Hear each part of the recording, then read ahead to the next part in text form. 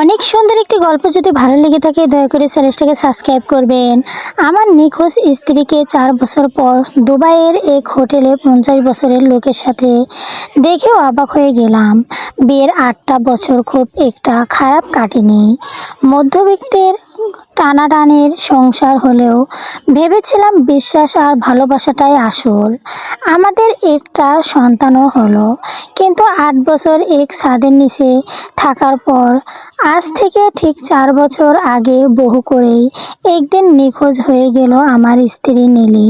সেই দিন থেকে আমার আকাশটা ভেঙে পড়েছিল। একটা মানুষ কিভাবে এভাবে হয়ে যেতে পারে। আত্মীয় স্বজন পাড়া প্রতিবেশী সবাই বাঁকা চোখে তাকায়। কেউ কেউ বলতে শুরু করলো হয়তো নীলিকে কেউ মেরে লাশ গুম করে দিয়েছে। নিজের মনের ভেতর হাজারটা সন্দেহ আর ভয় নিয়ে আমি থানায় গেলাম, মামলা করলাম। বছরের পর বছর পুলিশের দরজায় কারা নেড়েছি, কিন্তু কোনো লাভ হয়নি। সবাই যখন ধরে নিল সে আর দুনিয়াতে নেই, আমিও তখন এক বুকে পাথর চাপা দিয়ে মেনে নিয়েছিলাম যে আমার স্ত্রীর মৃত। একদিকে ঘরে আমার ছোট সন্তান, ওর তো কোনো দোষ নেই, ওর একটা ভবিষ্যৎ আছে। মায়ের অভাব টাকতে না পারলেও ওর জীবনটা শেষ নষ্ট হয়। সেই তাক দেই। আজ থেকে 1 বছর আগে সব ছেড়ে ছুড়ে দুবাই চলে আসি।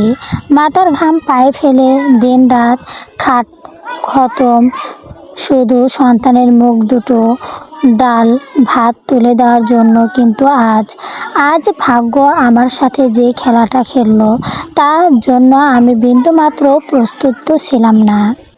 আজ ছুটির দিন দুবাইয়ের ডাউনটাউনের এক হোটেলের লবিতে বসেছিলাম।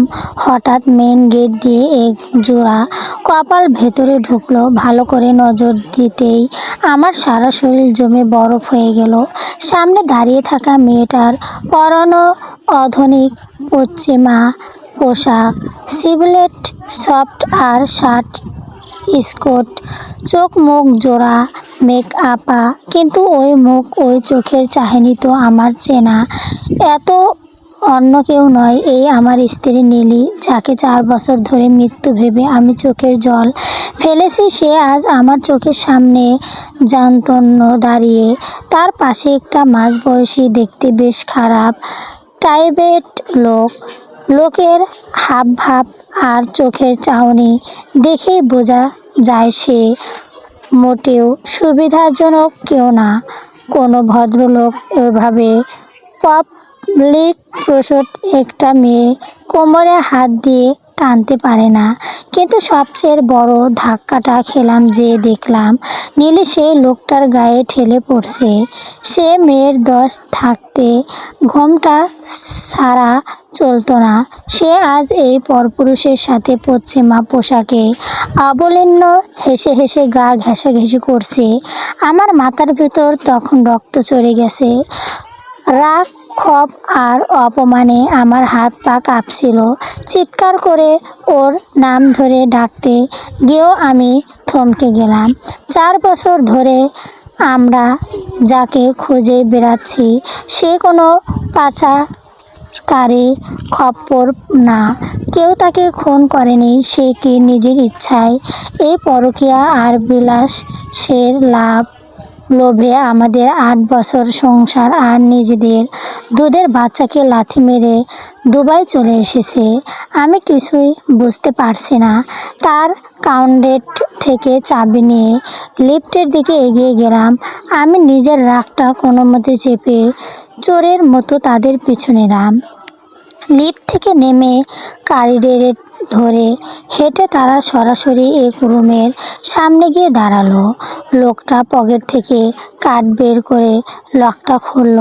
ভেতরে ঢোকার আগে নীলি লোকটার দিকে তাকিয়ে একটা নোংরা হাসি দিল। তারপর দুজনেই একসাথে রুমের ভেতরে ঢুকে সরাসরি দরজাটা লক করে দিল। আমি সেই বন্ধ দরজার সামনে স্তব্ধ হয়ে দাঁড়িয়ে রইলাম। ভেতরে তখন আর 8 বছরের বিশ্বাস তাসের ঘরের মতো ভেঙে পড়তাছে, আর আমি বাইরে দাঁড়িয়ে কাঁপছি। এখন আমার কি করা উচিত? দরজা ভেঙে ভেতরে ঢুকবো, নাকি এই বিশ্বাসঘাতকতার শেষ দেখে ছাড়বো? বন্ধ দরজার সামনে দাঁড়িয়ে কতক্ষণ পর হলো জানি না, ভেতরের হাসির শব্দ আর কাছের গ্লাসের টুং টুং আওয়াজ আমার কানে এসে তীরের মতো বিচ্ছিল। হাত দুটো মুঠিবিদ্ধ করে দরজায় লাথি মারতে এটিও থমকে গেলাম।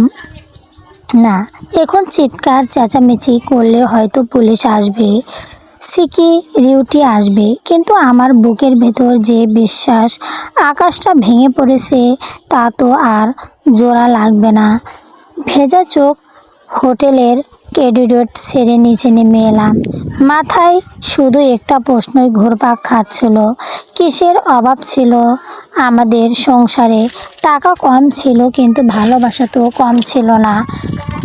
নিজের দুধের বাচ্চাকে ফেলে কেউ এভাবে এই নোংরামির মাঝে আসতে পারে? পরের দিন থেকে আমি এক জীবন লাশ হয়ে ডিউটি করি, কিন্তু মনে পড়ে থাকে সেই হোটেলের করিডোরে। তবে নিয়তি যে এত দ্রুত সত্যটা আমার সামনে এনে দাঁড় করাবে তা ভাবিনি।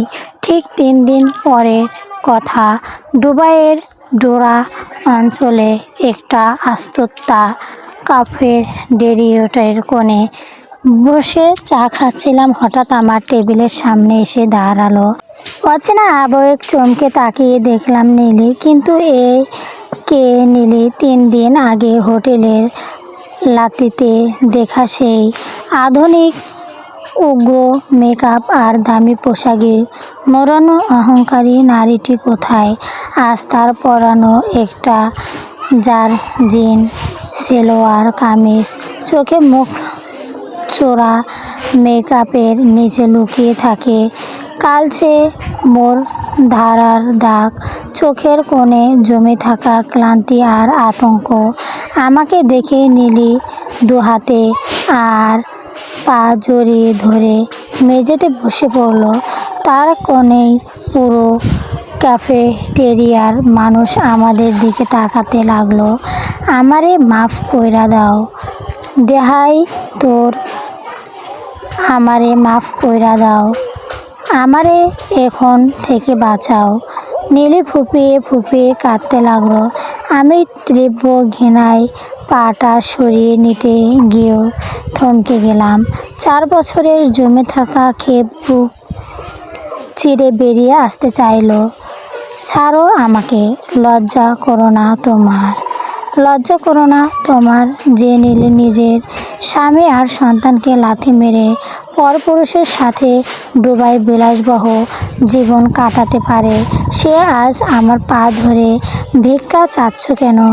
যাও, তোমার সেই প্রেমিকার কাছে যাও। নীলি মাথা নেড়ে পাগলের মতো বলতে লাগলো, না, ও আমার প্রেমিক না। ও একটা জানোয়ার। আমি ভুল করেছিলাম টাকার লোভে, অন্ধ মেহে ওর হাত ধরে 10 জেড়েছিলাম সুখ থাকার আশায়। ভেবেছিলাম দুবাইয়ের ও আমাকে রাজরানী করে রাখবে, কিন্তু আমার সাপোর্টে কেড়ে নেয়। তারপর একটা অন্ধকার ফ্ল্যাটে আটকে রেখে আমাকে চড়া দামে বিক্রি করে দিয়ে 10 ছেড়ে পালিয়ে যায়। লিলির কথা শুনে আমার বুকের ভেতরটা কেঁপে উঠল। নীলি কাঁদতে কাঁদতে বলতে লাগলো, আমি তোমার কাছে ফিরতে চাইছিলাম। বিশ্বাস করো, আমি অনেক চেষ্টা করেছি, কিন্তু ওরা আমারে ফিরতে দেয় নাই। 4টা বছর ধরে আমি খাঁচায় বন্দি। দালালের আমার প্রতিদিন এক একটা বড় লোকের কাছে পাঠায়। ওর আমাকে মানুষের মতো দেখে না। প্রতিদিন প্রতি রাত এক একটা নরপশু আমাকে কুকুরের মতো ছিঁড়ে খাচ্ছে। আমি আর পারছি না, আমি বাঁচতে চাই। স্ত্রীর মুখের এই নির্ময় সত্য শুনে আমার গা শিউরে উঠল। রাগ, ঘৃণা আর এক অদ্ভুত করুণ মিলেমিশে আমার ভেতরটা ওলট পালট হয়ে গেল। যে মেয়েটা একদিন আমার ঘরের লক্ষ্মী ছিল, সে আজ কোন নরকে এসে পড়েছে। আমি সোজা হয়ে দাঁড়িয়ে নীলের দিকে তাকালাম। আমার চোখের সামনে তখন ভেসে উঠছে দেশে ফেলে আসা আমাদের 4 বছরের অজু সন্তানটা মুখ। এখন আমি কি করব? যে নারী আমাদের পবিত্র সংসারকে কালকুচ্ছিত করেছে, তাকে কি এই নরকেই পচে মরতে দেব, নাকি একজন বাঙালি আর একজন বাবা হিসাবে এই চীন চক্র থেকে তাকে উদ্ধার করার কোনো পথ খুঁজব? আপনারাই কমেন্ট বলবেন আমি এখন কি করব। চলবে। গল্পটি অনেক সুন্দর। যদি ভালো লাগে থাকে অবশ্যই সাবস্ক্রাইব করবেন।